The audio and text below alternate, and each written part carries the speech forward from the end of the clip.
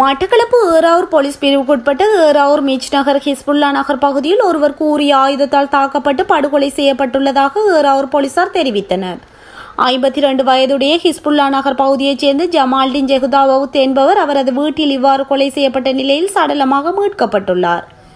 இவர் திருமணமாகாதவர் என்பதுடன் இன்று நள்ளிரவு குறித்த சம்பவம் இடம்பெற்றுள்ளதாக போலீசார் தெரிவித்தனர்.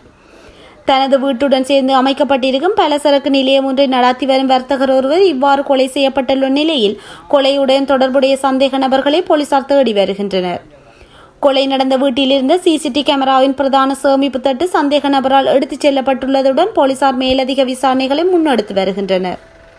சம்பவ இடத்திற்கு வருகை தந்த தடயவியல் போலீசார் மோப்ப நாயின் உதவியுடன் விசாரணைகளை முன்னெடுத்ததுடன் ஏறாவூர் சுற்றுலா நீதிமன்ற நீதிபதி மதுஜாலா கேதீஸ்வரன் சடலத்தை நேரில் சென்று பார்வையிட்டதுடன் விசாரணைகளை முன்னெடுக்குமாறு போலீசாருக்கு உத்தரவிட்டார்.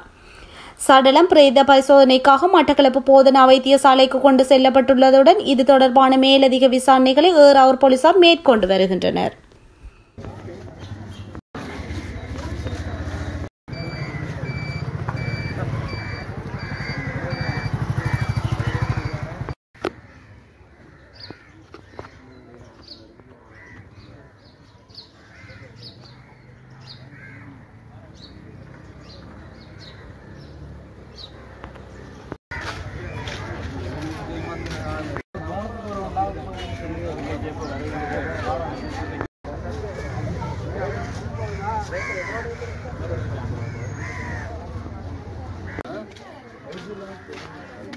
நாம